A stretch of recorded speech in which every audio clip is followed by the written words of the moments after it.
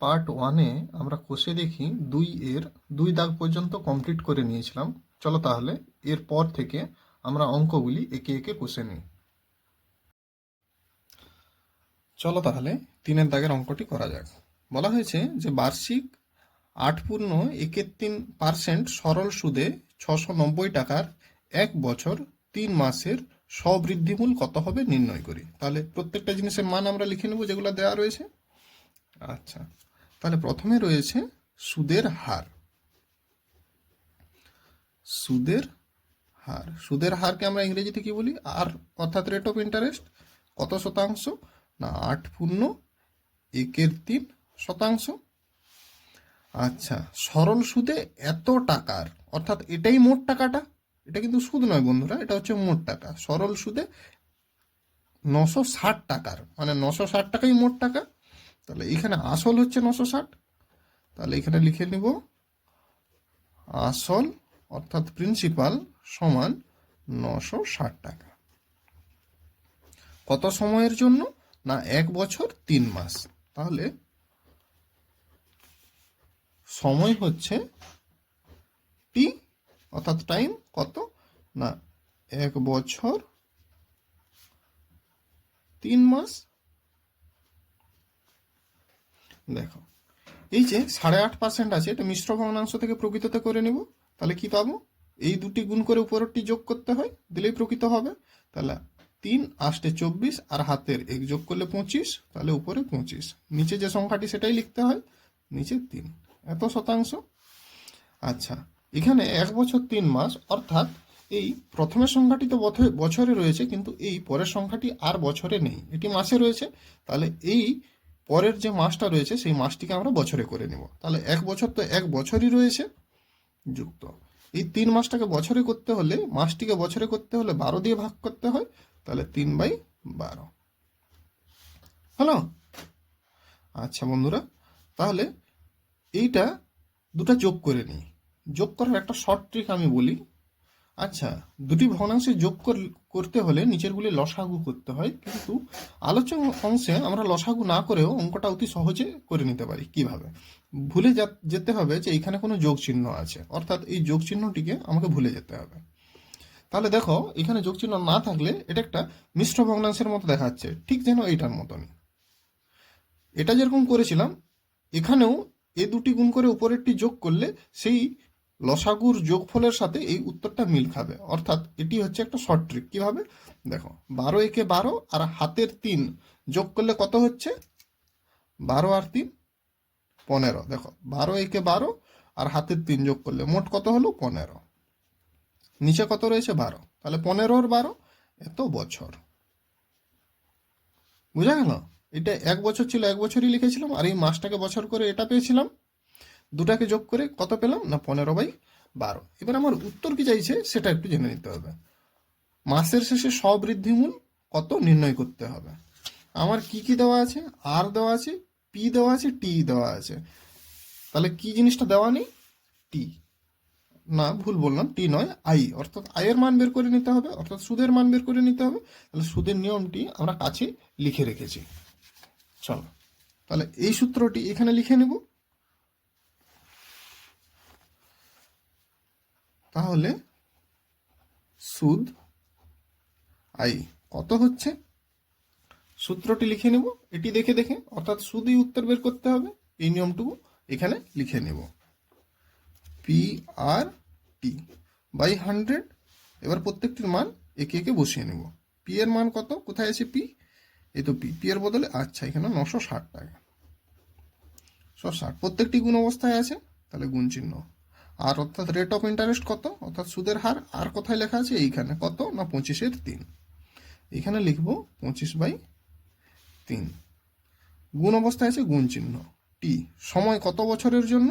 না এইটা দেখো বছরে পেয়ে গেছি, এটা না 15/12 বছর। তাহলে এখানে লিখে নিব 15/12 এত বছর। নিচে 100 দেওয়া আছে, নিচে 100 লিখব।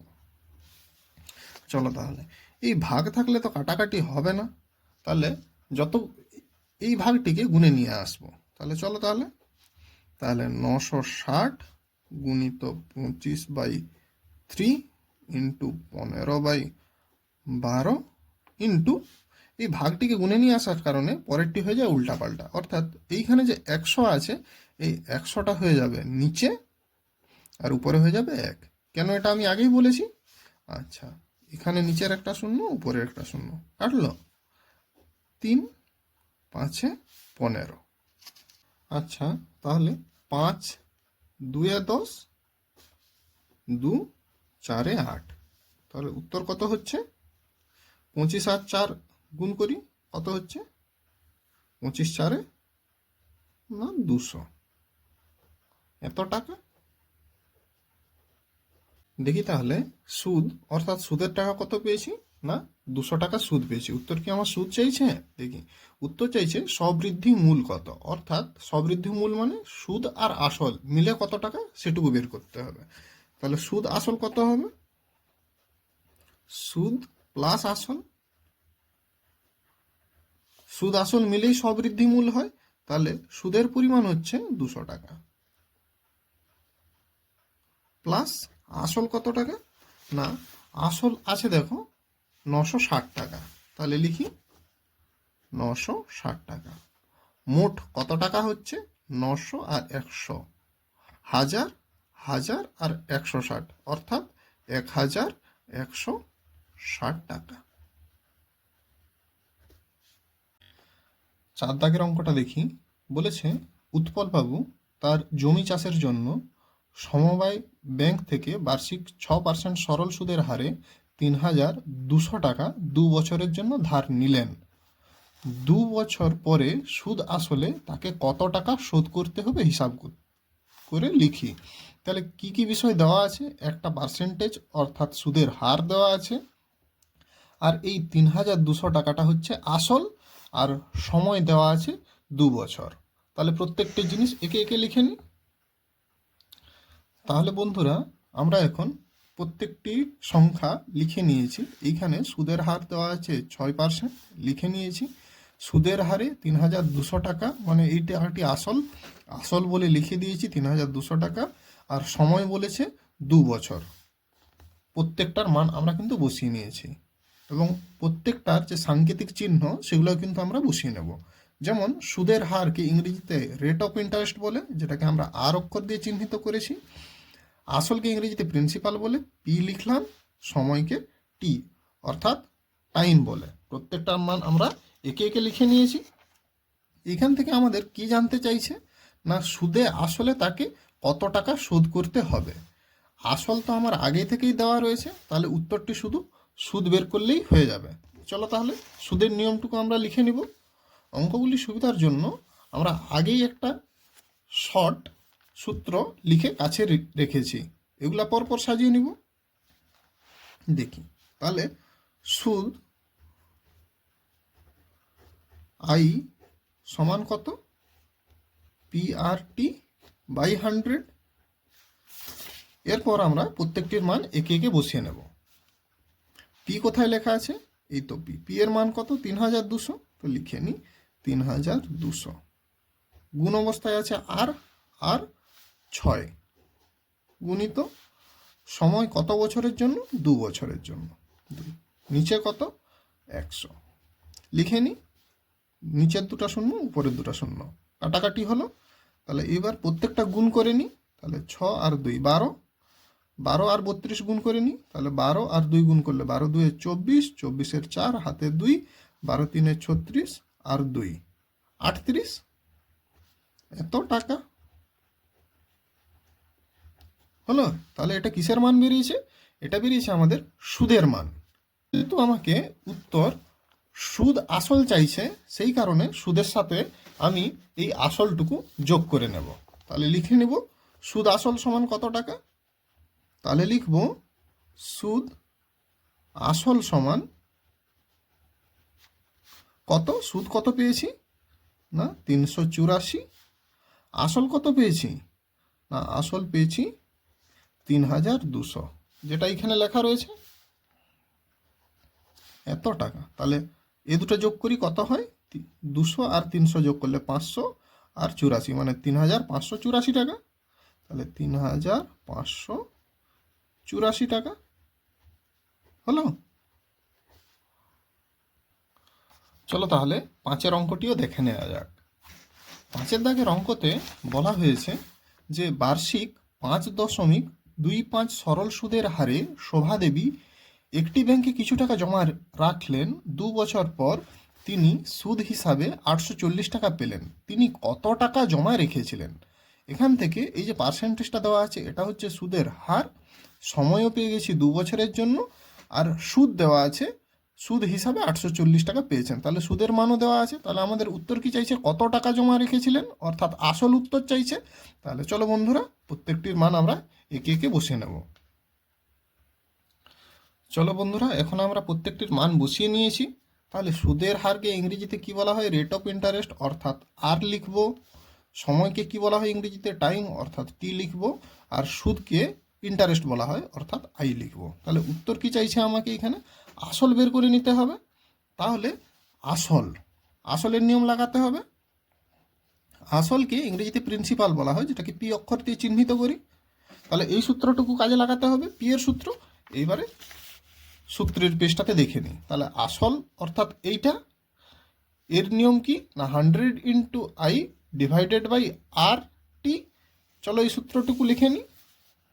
তাহলে 100 × I ডিভাইডেড বাই আর টি। তখন প্রত্যেকটার মান বসিয়ে নিই। 100 × I কোথায় আছে? এই তো, কত? 840 টাকা, 840। আর এর মান কত? 5.25, 5.25। সময় কত? টি, 2 বছর, গুণিত 2। চলো তাহলে, দশমিক থাকলে তো কাটাকাটি সম্ভব নয়, তাহলে দশমিক তুলে দিতে হবে। দেখো তাহলে 5.25 গুণিত 2। নিচের দশমিকটা তুলতে গেলে উপরে 1 লিখতে হয়, আর নিচে দুটি সংখ্যার আগে দশমিক ছিল বলে দুটি শূন্য বসাতে হবে, গুণিত উপরে যে সংখ্যাগুলি পড়ে রয়েছে 100 গুণিত 840। চলো তাহলে কাটাকাটি করি। দেখো এখানেও 5 রয়েছে, এখানে 0 রয়েছে। কোনো সংখ্যা শেষে 5 বা 0 থাকলে সেটি 5 দিয়ে ভাগ যায়। তাহলে 5 একে 5, এখানে একটি 0 বসবে বন্ধুরা, দুটি সংখ্যা পরপর কাটার জন্য। 5 5 এ 25। উপরে কত? 5 2 এ 10, 5 0 0। নিচে আবার 5 রয়েছে। তাহলে 5 2 এ 10, 5 একে 5। উপরে কত হবে? 5 4 এ 20। দেখি তাহলে নিচে কিন্তু 21 রয়েছে। এ দুটি সংখ্যা কাটাতে পারি আমি, দেখি। 4 একে 4, 4 2 এ 8, অর্থাৎ 21 4 এ 84, 40। আর এখানে আমরা কেটে দিব 2 2 এ 4, অর্থাৎ 20। কাটাকাটির উত্তর কত বেরোছে? 4 আর 2 গুণ করলে 8। আর মোট কটা শূন্য বাকি রয়েছে? 1 2 আর 3, তাহলে 3টি শূন্য বসাতে হবে। এত টাকা হলো। বন্ধুরা 6-এর দাগের অঙ্কটুকু আমরা দেখে নিব। কি বলেছে না, গৌতম একটি মুরগি খামার খোলার জন্য একটি সমবায় ব্যাংক থেকে বার্ষিক 12% সরল সুদের হারে কিছু টাকা ধার নিলেন।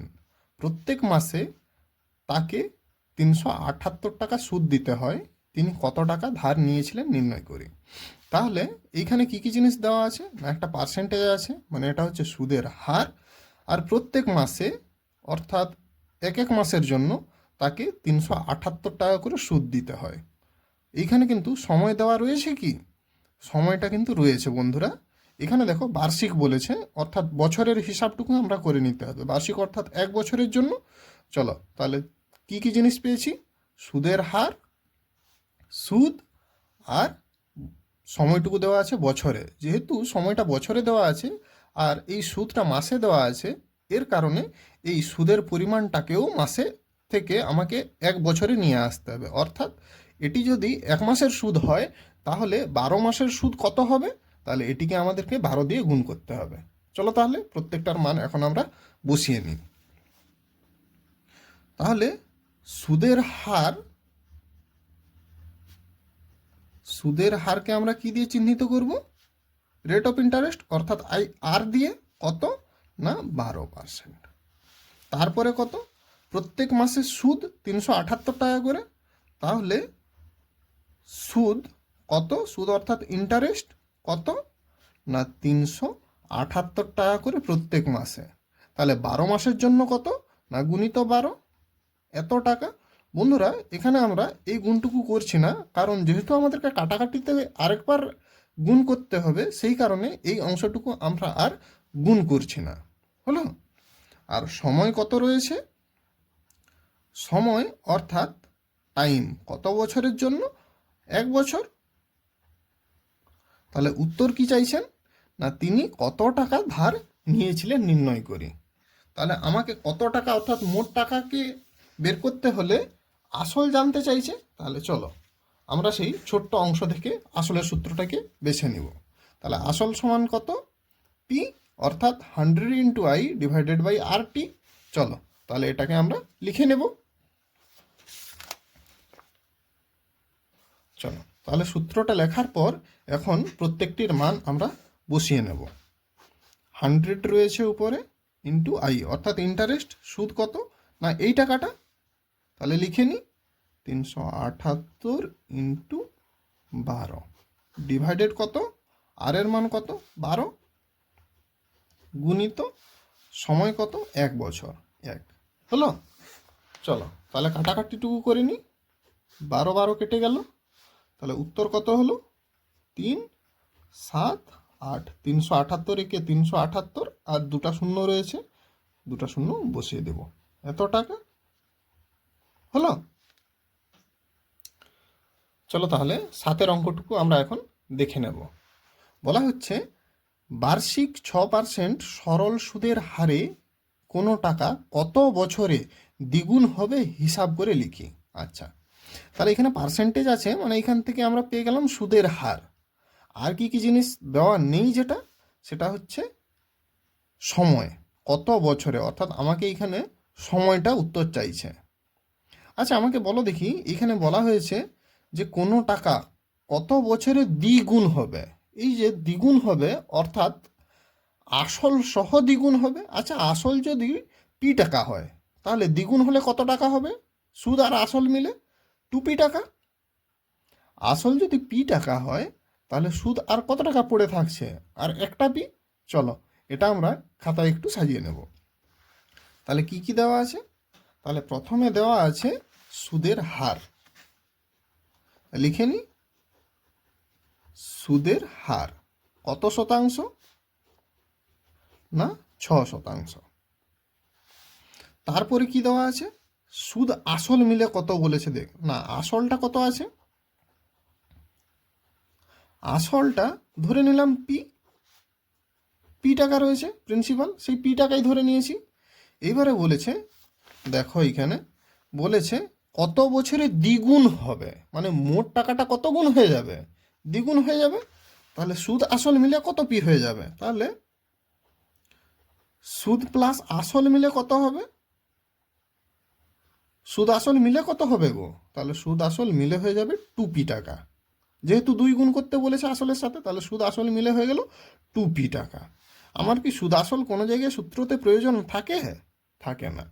তাহলে এইখান থেকে আমরা একটা জিনিস হিসাব করে নিব, কি বলতো, এখানে দেখো সুদ আর আসল 2p টাকা আছে, আসল কটা পি, একটা পি। তাহলে দুটা পি থেকে মানে সুদ আর আসল মিলে যদি দুটা পি হয়, তার মাঝখান থেকে আসলটা অর্থাৎ একটা পি বাদ চলে গেল, তাহলে কটা পি পড়ে থাকবে, একটা পি পড়ে থাকবে, সেই একটা পি হচ্ছে সুদ। তাহলে সুদ অর্থাৎ ইন্টারেস্ট সমান আমরা লিখতে পারি যে 2p - p সমান পি টাকা। বোঝা গেল। চলো তাহলে উত্তর কি চাইছে, উত্তর এখানে আমাদেরকে সময় চাইছে। তাহলে সময়ের সূত্রটুকু আমরা কাজে লাগাবো। সময় কোথায় আছে, এই যে সময়ের সূত্র কি 100 × I / PR।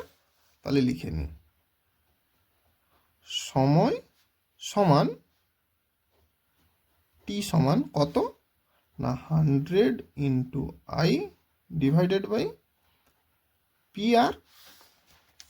চলো তাহলে প্রত্যেকটির মান এখন আমরা একে একে বসিয়ে নিই। 100 রয়েছে গুণিত I এর মান কত, I দেখো এখানে I রয়েছে, I এর মান কত না p টাকা, p পি এর মান কত, দেখি পি এইখানে, পি এর মান হচ্ছে পি, তাহলে লিখে নিই পি, গুণ অবস্থায় রয়েছে। আর আর এর মান কত, রেট অফ ইন্টারেস্ট, আর কোথায়, এই তো 6%, মানে 6 লিখব। এই পি কেটে দিলাম, 2 3 6, 2 5 10, 50। তাহলে উত্তর কত বেরিয়েছে, 50/3। সময়টা সবসময় বছরে বেরোয়, এত বছর। চলো এটিকে তাহলে মিশ্র ভগ্নাংশে তৈরি করে নিই। 3, এখানে 50 রয়েছে, 3 ঘরে নামতা ডাকি, তাহলে দেখি 3 একে 3, কত বেশি হচ্ছে, 2 আর 0 20।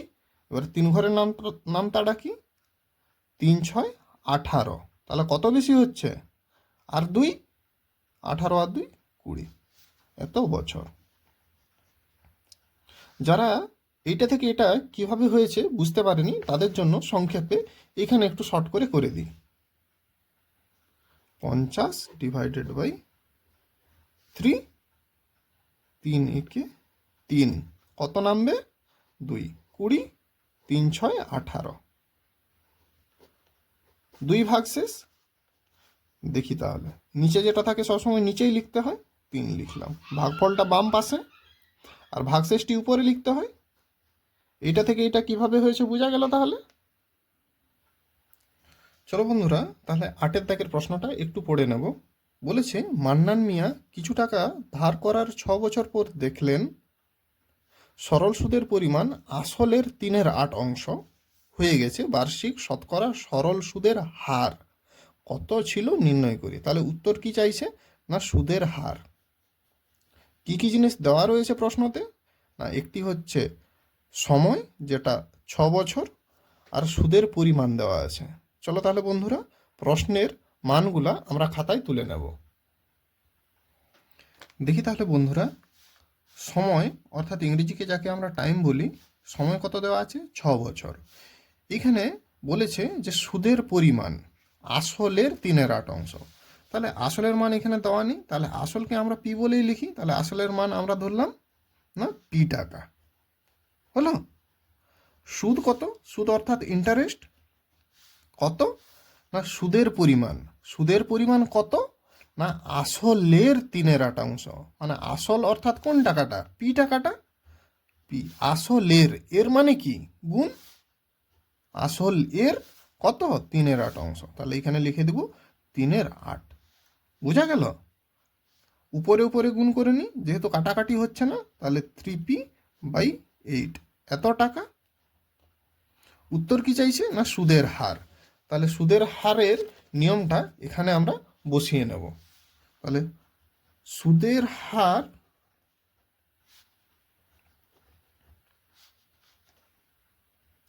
দেখো বন্ধুরা, সূত্রটা আমরা এখন খাতায় লিখে নিয়েছি। চলো তাহলে মানগুলা বসিয়ে নিই। 100 গুণিত আই কোথায় রয়েছে, এই তো কত, না 3/p টাকা, 3p/8, তাহলে 3p/8 টাকা।